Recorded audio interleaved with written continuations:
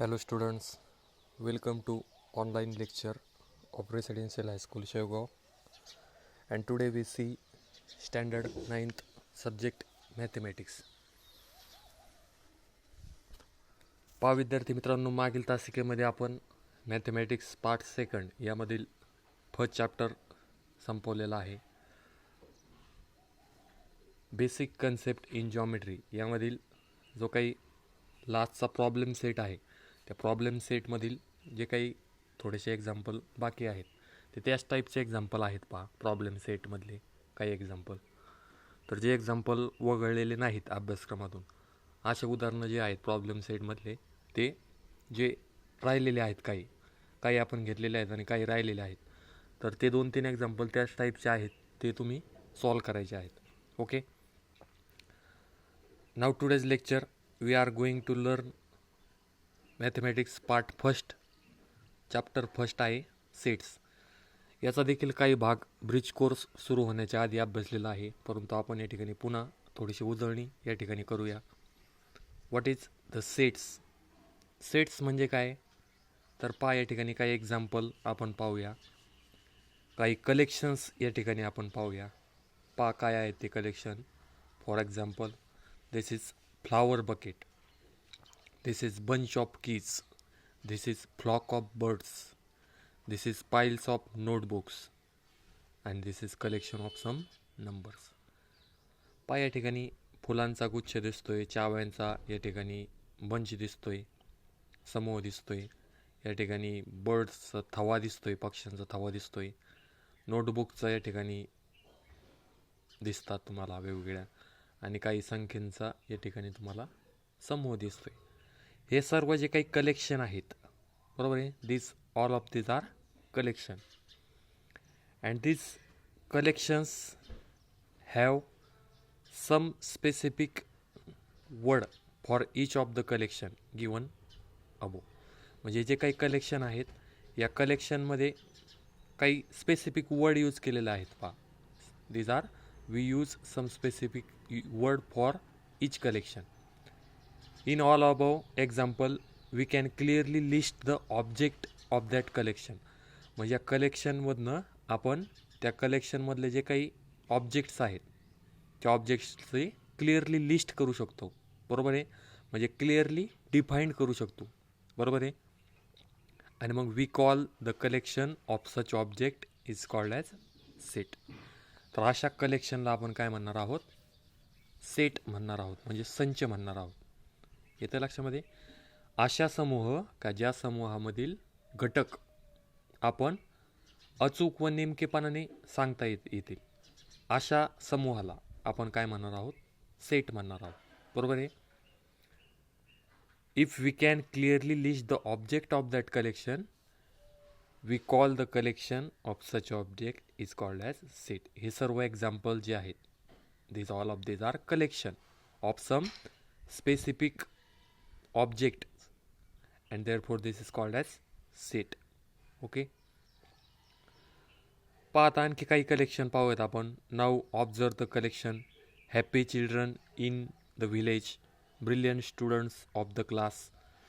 In the both example the word happy, brilliant are relative terms because the exact meaning of this word to be happy and to be brilliant differ from person to person and therefore these are not sets. म्हणजे 2 example आणखी पाहिलेत पहा आपण कलेक्शनचे. Happy children in the village आणि brilliant students of the class.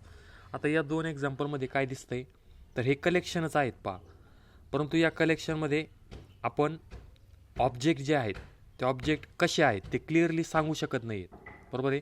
We cannot list the object of this collection because we cannot define which is the happy children in our village because each children is different and it varies from children to children. म्हणजे वेगवेगळे जे मुलं आहेत ते त्यांच्या क्षमतेनुसार happy असतील, बरोबर आहे.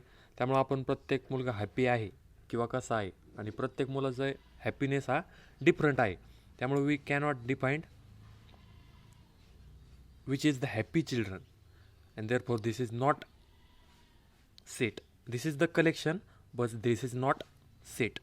हे कलेक्शन आहे परंतु हा सेट नाही. त्याचप्रमाणे brilliant students of the class, brilliant student असतील आपल्या क्लासमधले तर त्याचा जर कलेक्शन घेतला आपण तर तो देखील संच होणार नाही. कारण brilliant students differ from person to person, म्हणजे वेगवेगळ्या प्रकारचे मुलं या ठिकाणी असणार आहेत आणि आपण नेमकेपणाने सांगू शकणार नाही आहेत का कोणतं मुलगा हुशार आहे, which is the brilliant or which is not brilliant. Therefore, these two collections are not set because we cannot clearly define the object of this collection and therefore these are not sets. आणि हे जे काही वरती example पाहिले होते आपण, these are sets because we can clearly define the object of this collection and therefore these are sets and these are not sets. Now see the examples and decide whether it is set or not. Set आहेत का नाहीत ते आपल्याला या ठिकाणी ओळखायचे. पहा, days of week, days of week तर पहा सेट होईल का हा, तर डेज ऑफ वीक आपण डिफाईन करू शकतो, clearly defined that days of week. You know that Sunday, Monday, Tuesday, Wednesday, Thursday, Friday, Saturday.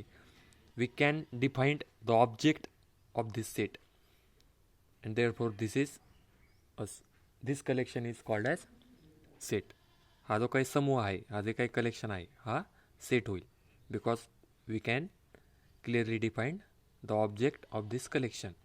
त्यानंतर brave children in the class. आता ब्रेव चिल्ड्रन आपण डिफाईन करू शकणार नाही, which and the brave childrens are differ from children to children, therefore this is not set. त्यानंतर month सिनियर हा set होईल कारण मंथ आपण सांगू शकतो जानेवारी, फेब्रुवारी.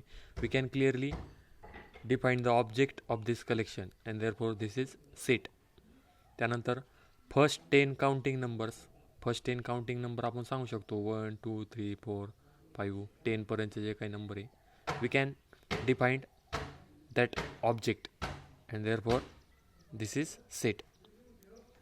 त्यानंतर स्ट्रॉंग फोर्ट ऑफ महाराष्ट्र, महाराष्ट्रातील स्ट्रॉंग फोर्ट आहे, हे देखील आपण क्लिअरली सांगू शकणार नाही आहेत because strongness depends on that object to object, therefore this is not set. त्यानंतर planets in our solar system, planets in our solar system, solar सिस्टीममधले प्लॅनेट आपण सांगू शकतो clearly, therefore this is the set. तर पहा या ठिकाणी definition अशा पद्धतीने तयार करता येईल सेटची. If we can definitely and clearly decide the object of the given collection, then that collection is called as set. If we can definitely and clearly decide the object of the given collection is called set. Okay, म्हणजेच एखाद्या समूहातील घटक आपण अचूक व नेमकेपणाने जर सांगता येत असेल तर अशा समूहाला काय म्हणतात, संच असे म्हणतात. येते लक्षामध्ये, ही डेफिनेशन तुम्ही वहीमध्ये लिहून घ्यायची आहे. If we can definitely and clearly decide the object of the given collection then that collection is called as set. एखाद्या समूहातील घटक आपण अचूक व नेमकेपणाने जर सांगू शकत असेल तर अशा समूहाला काय म्हणतात, संच असे म्हणतात. एक्झाम्पल आपण पाहिलेले आहेत, वरचे एक्झाम्पल जे आहेत ना हेच एक्झाम्पल आहेत पहा. यातले जे सांगितले तिला एक्झाम्पल लिहू शकता. For example days of a week, months in year, counting the first 10 numbers. Okay, generally जे सेट जे आहे ते सेट नोटेशन कॅपिटल इंग्लिश लेटरने लिहिलं जातं. म्हणजे एखादा सेट असेल तर ते सेटचं कॅपिटल इंग्लिश लेटरने नोट केलं जातं. Capital A, capital B, capital C हे सेटचे नोटेशन आहेत, बरोबर आहे. फॉर एक्झाम्पल ए हा जर सेट असेल, कॅपिटल ए हा सेट असेल डेज ऑफ वीक, तर कॅपिटल ए हा सेट तुम्ही लिहू शकता, डेज ऑफ वीक होईल तो. आणि मग the members or the element of the set are shown by using the small letter a b c dot dot dot. Set म्हणजे संचामधील जे काही घटक आहेत ते घटक स्मॉल इंग्लिश लेटरने लिहितात. म्हणजे ए बी सी हे जे काही स्मॉल इंग्लिश लेटर असतात ते त्या सेटमधील इलेमेंट आहेत, घटक आहेत, ते स्मॉल इंग्लिश लेटरने लिहितात. आणि if a is the element of set ए, म्हणजे ए हा जर त्या सेटचा घटक असेल, इलिमेंट असेल, तर ते आपण या पद्धतीने लिहितो. Then we can write it as A belongs to A असं लिहितात. कसं लिहितात? A belongs to capital A. म्हणजे ए हा जो काही इलिमेंट आहे तो सेट एचा घटक आहे. म्हणजे स्मॉल ए हा इलिमेंट आहे कशाचा? सेट एचा. म्हणजेच ए जो इलिमेंट आहे तो कॅपिटल ए या सेटमध्ये आहे. And if a is not element of set A then we can write at a not belongs to the set A. या ठिकाणी काही सेट दिले, सेट ऑफ नंबर्स आपण पाहिलेले आहेत ऑलरेडी.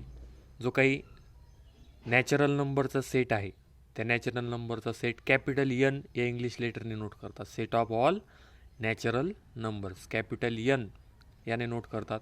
काय आहे तो set? Capital N is equal to it is the set of all natural numbers. काय आहेत नॅचरल नंबर? मग 1 2 3 4 5 6 अप टू इन्फिनिटीपर्यंतचे हे नॅचरल नंबर आहेत. आणि याचा जो सेट आहे तो कॅपिटल एनने नोट करतात. त्यानंतर set of all whole number, whole नंबरचा सेट डब्ल्यूने नोट करतात. Capital W. काय आहे तो? होल नंबरमध्ये 0 ॲड होतो, बरोबर आहे. नॅचरल नंबरमध्ये 0 नसतो, त्यामध्ये 0 जर टाकला तर 0 1 2 3 4 5 6 अप टू इन्फिनिटी हे जे काही नंबर आहेत ते होल नंबर आहेत. आणि त्याचा जो सेट आहे that is set of all whole number. त्यानंतर आय आहे, कॅपिटल आय म्हणजे सेट ऑफ ऑल इंटिजर्स, इंटिजरचा सेट असणार आहे. काय आहे इंटिजर्स? तर 0 2 1 2 3 4 इन्फिनिटीपर्यंतचे हे नंबर असतात. आणि त्यामध्ये जर म्हणजे या होल नंबरच्या सेटमध्ये जर निगेटिव्ह नंबर आपण ॲड केले म्हणजे -1 -2 -3 -4 मायनस इन्फिनिटीपर्यंतचे जर नंबर ॲड केले होल नंबरमध्ये तर ते इंटिजरचा सेट होतो. कॅपिटल आय या इंग्लिश लेटरने तो सेट लिहितात किंवा झेडने देखील लिहितात. कॅपिटल झेड किंवा कॅपिटल आय. कसा असेल तो सेट? मायनस इन्फिनिटीपासून -4 -3 -2 -1 0 1 2 3 4 इन्फिनिटीपर्यंतचे हे जे काही नंबर आहेत this is the set of all integers. त्यानंतर रॅशनल नंबर जे आहेत रॅशनल नंबरचा सेट कॅपिटल क्यूने लिहिला जातो. कसा असतो रॅशनल नंबर? तर P/Q या स्वरूपात जर नंबर असेल, P/Q या स्वरूपात जर नंबर असेल तर ते रॅशनल नंबरचा सेट होईल पहा. त्यानंतर रिअल नंबरचा जो काही सेट आहे तो कॅपिटल आर या इंग्लिश लेटरने लिहिला जातो. Set of all real numbers. Okay. त्यानंतर मेथड्स पाहिजे आहेत आपल्याला. Methods to write the sets. त्यामध्ये पहिली मेथड पाहिजे आहे आपल्याला. फर्स्ट मेथड आहे methods to writing the set. त्यामध्ये लिस्टिंग मेथड फर्स्ट मेथड आहे किंवा त्याला रोस्टर मेथड असं देखील म्हणतात.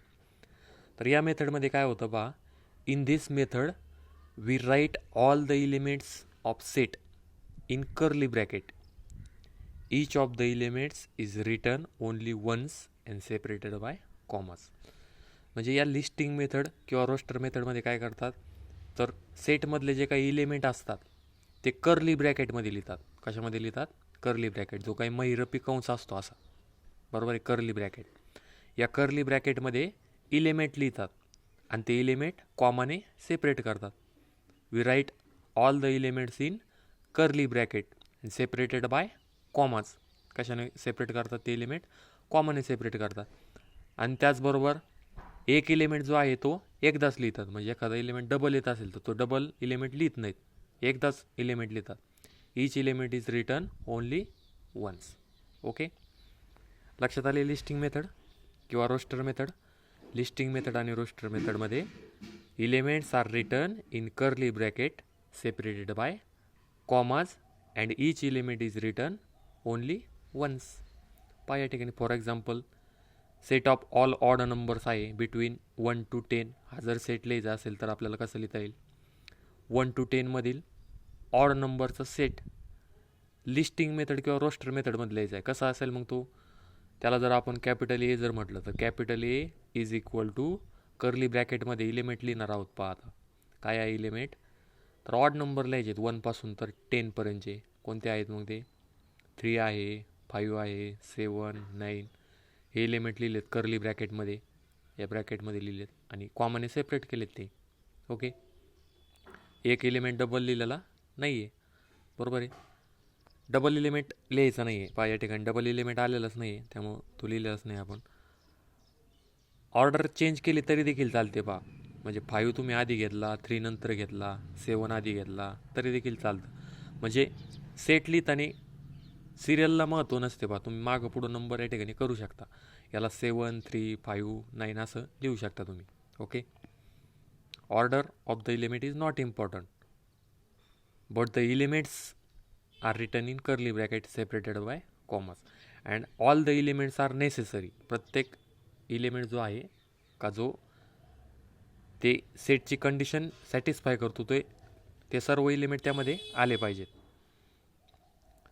आणखी एखादं एक्झाम्पल पाहू शकता तुम्ही. If an elements comes more than once then it is customary to write the elements only once. म्हणजे एकापेक्षा जास्त जर इलिमेंट येत असतील तर ते आपण एकदाच लिहिणार आहोत. For example, in the word remember या वर्डचं जे काही लेटर्स आहेत त्याचं सेट लिहायचं आहे आपल्याला. Write the set of letters of the word रिमेंबरचं जे काही लेटर्स आहेत त्या लेटरचं सेट लिहायचं आहे आपल्याला. मग कसा होईल तो सेट ए जर म्हणला आपण त्याला, set A is equal to, त्यामध्ये आर हा इलिमेंट असेल, ई असेल, बरोबर आहे, आर आहे, ई आहे, यम आहे, यम पण लिहिला आहे आपण.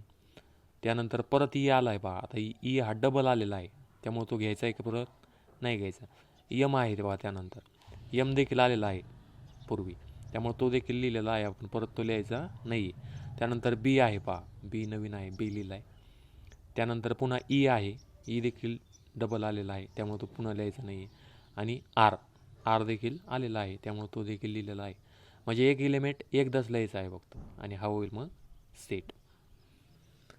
त्यानंतर नेक्स्ट मेथड पाहिजे आहे आपल्याला to write the set, that is the rule method or set builder form. Rule method किंवा सेट बिल्डर फॉर्म ही मेथड पाहिजे आहे.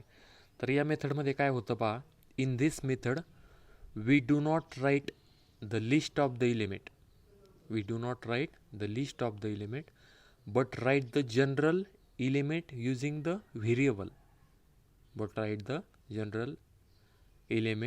the variable, followed by the vertical line or colon and write the property of the variable.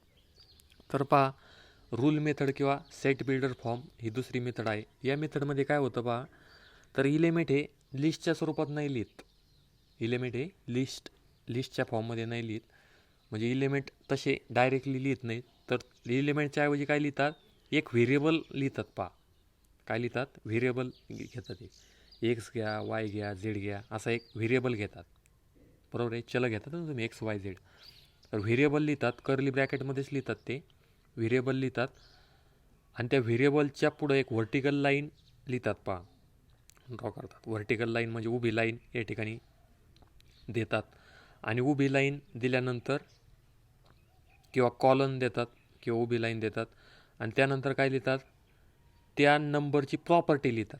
म्हणजे जे काही property असेल त्या इलिमेंटची, का तो इलिमेंट कसा आहे ते मॅथमॅटिकल प्रॉपर्टीच्या स्वरूपात डिस्क्राईब केला जातो. थोडक्यात त्या इलिमेंटचं वर्णन केलं जातं का तो इलिमेंट कसा आहे नेमका, ज्याची जी काही प्रॉपर्टी आहे ती प्रॉपर्टीच्या स्वरूपात तो इलिमेंट कसा आहे ते मॅथमॅटिकल फॉर्ममध्ये प्रॉपर्टीच्या स्वरूपात डिस्क्राईब केला जातो. म्हणजे त्याचं वर्णन केलं जातं तो इलिमेंट कसा आहे. त्या लाईनच्या पुढं त्या इलिमेंटचं प्रॉपर्टी लिहिली जाते डिस्क्रिप्शनच्या स्वरूपात आणि पुन्हा या ठिकाणी कर्ली ब्रॅकेटने कंप्लीट केला जातो. अशा प्रकारे हा सेट लिहिला जातो फॉर एक्झाम्पल जर पाहिलं आपण तर सेट जर घेतला आपण, suppose capital A is the set of all natural numbers between 1 to 10, all natural numbers between 1 to 10 हा जर सेट घेतला तर लिस्ट फॉर्ममध्ये तुम्ही डायरेक्टली लिहू शकतात. 1 to 10 मधले नॅचरल नंबर कोणते आहेत, तर 1, 2, 3, 4, 5, 6, 7, 8, 9 आणि 10 हे लिस्ट फॉर्ममध्ये तुम्ही डायरेक्टली लिहू शकता या पद्धतीने, बरोबर आहे. परंतु आता रूल मेथडमध्ये जर हा सेट लिहायचा असेल नॅचरल नंबर्स बिटवीन 1 to 10. तर कसा लिहिणार? तर पहा, कॅपिटल ए सेट लिहिणार इज इक्वल टू व्हेरिएबल घेणार. मग व्हेरिएबल काय घ्यायचं आहे? एक्स घेतला आहे, व्हेरिएबल एक्स. त्यानंतर व्हेरिएबल एक्स घेतल्यानंतर व्हर्टिकल लाईन देणार किंवा कॉलम देणार. व्हर्टिकल लाईन लिहितात या पद्धतीने, ड्रॉ करतात. आणि व्हर्टिकल लाईन नंतर तो एलिमेंट जो आहे एक्स व्हेरिएबल कन्सिडर केला आपण, तो डिस्क्राईब करणार. म्हणजे ती प्रॉपर्टी काय आहे त्या एलिमेंटची ती लिहिणार. कंडिशनच्या स्वरूपात दिलेली असते. ते काय प्रॉपर्टी आहे मग तो? तर तो नॅचरल नंबर पाहिजे. म्हणजे हा जो काही एक्स एलिमेंट आहे तो कॅपिटल एन या सेटमधला पाहिजे. कॅपिटल एन सेट तुम्हाला माहीत आहे कुठला सेट आहे तो? Set of all natural number. म्हणजे तो नॅचरल नंबरचा घटक आहे, बरोबर आहे. X is the element of set capital N. म्हणजे एक्स हा काय आहे? नॅचरल नंबर सेटचा घटक आहे. म्हणजे एक्स हा नॅचरल नंबर आहे, बरोबर आहे. X belongs to the set capital N. Okay, X belongs to capital N म्हणजे X belongs to the set of all natural number. फक्त एवढंच लिहिलं तर चालेल का? मग नॅचरल नंबर कोणताही असू शकतो, एवढं लिहून चालणार नाही आहे. सर्वच नॅचरल नंबर असणार आहेत यामध्ये. मग एवढं लिहून चालेल का? तर नाही. तर तो नॅचरल नंबर 1 to 10 पण पाहिजे. म्हणजे 1पेक्षा मोठा पाहिजे आणि 10पेक्षा लहान पाहिजे. म्हणजे एक्स इज ग्रेटर दॅन 1 असेल, 1पेक्षा ग्रेटर असेल, आणि 10पेक्षा काय असेल? लेस दॅन असेल. म्हणजेच एक्स जो एलिमेंट आहे तो greater than 1 and less than 10 हे जर लिहिलं तर ही कंडिशनने हे पूर्ण प्रॉपर्टी तयार होणार आहे. आणि मग कर्ली ब्रॅकेटने या ठिकाणी कंप्लीट करणार आहोत. अशा प्रकारे रूल मेथड किंवा सेट बिल्डर फॉर्म या फॉर्ममध्ये काय करतो आपण? तर एलिमेंट हा व्हेरिएबलच्या स्वरूपामध्ये लिहितो. त्यानंतर व्हर्टिकल लाईन देतो आणि व्हर्टिकल लाईन नंतर त्या एलिमेंटची म्हणजे त्या व्हेरिएबलची प्रॉपर्टी या ठिकाणी लिहितो. म्हणजे तो एलिमेंट डिस्क्राईब करतो. ओके, सोपं असतं डिस्क्राईब करण्यासाठी, एवढं काय फारसं अवघड नसतं. परंतु आपल्याला समजलं पाहिजे नेमकी प्रॉपर्टी कशा प्रकारे आहे. ओके, हाच सेट जो आहे तो लिस्ट फॉर्ममध्ये किंवा रोस्टर फॉर्ममध्ये लिहायचा असेल तर कसं लिहिणार? 1 पासून तर 10पर्यंतचे नॅचरल नंबर. म्हणजे डायरेक्टली 1पेक्षा मोठा 1 नाही येणार त्यामध्ये. 1पेक्षा मोठा 2, 3, 4, 5, 6, 7, 8 आणि 9 इथपर्यंतचे एलिमेंट येणार. 10 देखील येणार नाही त्यामध्ये, 1 देखील येणार नाही. 1पेक्षा मोठा आणि 10पेक्षा लहान नॅचरल नंबर कर्ली ब्रॅकेटमध्ये तुम्ही डायरेक्टली या ठिकाणी लिहू शकता. That is the listing method and that is the rule method. Okay, आणखी एक एक्झाम्पल पाहूया आपण लिस्ट रूल मेथडचं. काय आहे rule method? B is the set of all element x such that असं वाचतात. कसं आहे पहा, ह्या व्हर्टिकल लाईनला सच दॅट असं म्हणतात. आता पहा, हे जर वाचायचं म्हटलं तर set A is the set of all x such that X is the natural number between 1 to 10 अशा पद्धतीने वाचतात. मग पहा आता हा जो काही सेट आहे बी इज इक्वल टू वाचतात कसं आहे? B is the set of all element x such that X is prime number between 1 to 10 या पद्धतीने लिहितात आणि वाचतात देखील. B is the set of all element X, vertical line म्हणजे such that B is the set of all element x such that X is the prime number between 1 to 10. Okay, हे list फॉर्ममध्ये कसं लिहिता येईल आपल्याला? Directly बी set लिहू शकता तुम्ही. प्राईम नंबर पाहिजे तो 1 पासून तर 10पर्यंत. मग 1 पासून तर 10पर्यंत कोणते प्राईम नंबर आहे? 2 आहे, 3 आहे, 5 आहे, 7 आहे. हे लिस्ट फॉर्ममध्ये म्हणजे कॉमाने सेपरेट करून कर्ली ब्रॅकेटमध्ये लिहिलं तरी हे रूल मेथडमध्ये हा सेट आहे. हा सेट रूल मेथड किंवा सेट बिल्डर फॉर्ममध्ये आहे. आणि हा जो सेट आहे तो रोस्टर फॉर्ममध्ये किंवा लिस्ट मेथडमध्ये आहे, बरोबर आहे. त्यानंतर क्यू सेट आहे पहा. Q is the set of rational numbers which can return in set builder form. Set builder फॉर्ममध्ये या ठिकाणी सेट लिहिलेला आहे रॅशनल नंबरचा सेट. पी बाय क्यू या प्रकारे नंबर असेल तो रॅशनल नंबरचा सेट असतो. हिअर पी आणि क्यू हे इंटिजर पाहिजेत. म्हणजे p and q belongs to the set I. म्हणजे पी आणि क्यू हे इंटिजर्स पाहिजेत. आणि क्यू जो आहे म्हणजे डिनॉमिनेटर जो आहे तो नॉट इक्वल टू 0 पाहिजे. म्हणजे छेदस्थान हा कधीही 0 नसतो, बरोबर आहे ना. छेदस्थान 0 आला तर तो संख्या अस्तित्वात असत नाही.